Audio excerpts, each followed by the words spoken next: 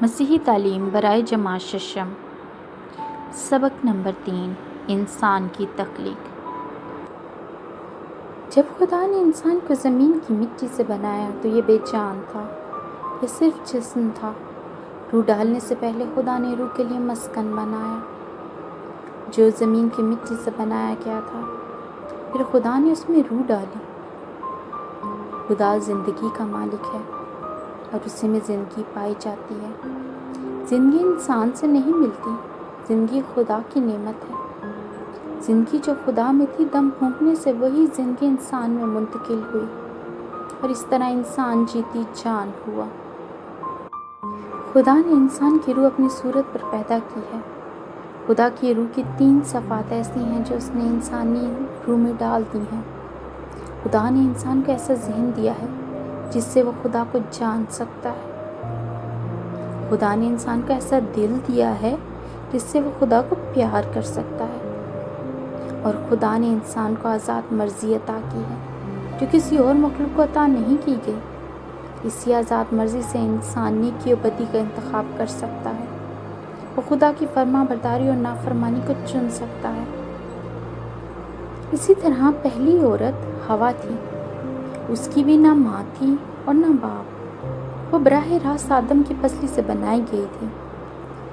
Bible مقدس بیان کرتی ہے، تب خدا نے انسان پر گہری نیند بھیجی، اور جب وہ سو گیا اس نے اس کی پسلیوں میں سے ایک پسلی نکالی اور اس کی جگہ گوشت بھر دیا۔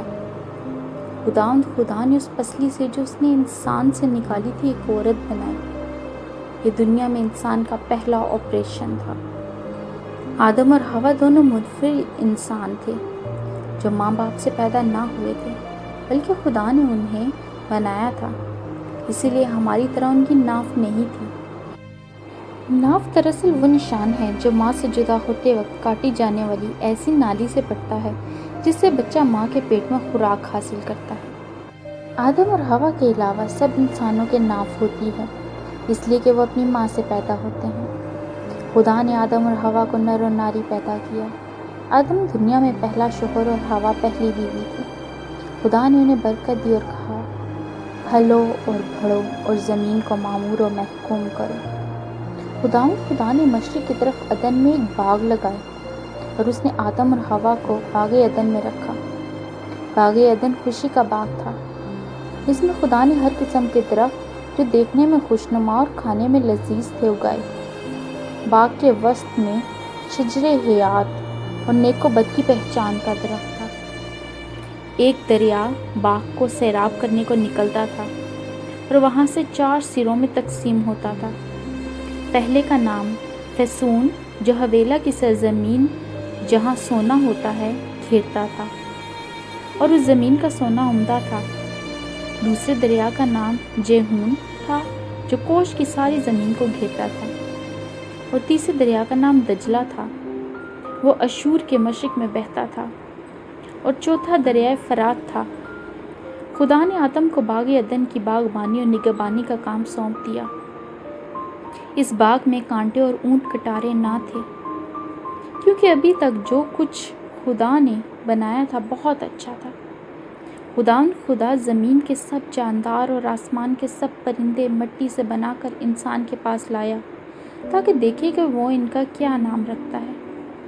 بس آدم نے ہر ایک جاندار کو جو نام دیا وہی اس کا نام ہوا۔ آج ہم پرندوں اور جنگلی درندوں کو وہی نام دیتے ہیں جو آدم نے دیے تھے۔ ہم بلی کو شیر اور شیر کو بلی نہیں کہتے، یہ نام آدم ہی کے دیے ہوئے ہیں۔ انسان ہمیشہ سے چیزوں کو نام دیتا آیا ہے۔ سائنسدان جو جانداروں اور پودوں کو نام دیتے ہیں ان کو ماہر صنف بندی یعنی ٹیکسونمسٹ کہا جاتا ہے۔ علم الاصناف کا مطالعہ کرنے والوں کے لیے سب پودوں اور جانوروں کے نام یاد رکھنا انتہائی مشکل کام ہے۔ آدم کے لیے کوئی مسئلہ نہ تھا کیونکہ وہ کامل انسان بنایا گیا تھا، اور وہ ذہین ترین انسان تھا۔ پرندوں اور درندوں کے نام رکھنے سے پتہ چلتا ہے کہ آدم پیدا ہوتے ہی بول سکتا تھا، اسے زبان سیکھنے کی ضرورت نہ تھی۔ جب ہم پیدا ہوتے ہیں تو ہمیں زبان سیکھنے کے لیے ایک عرصہ لگ جاتا ہے۔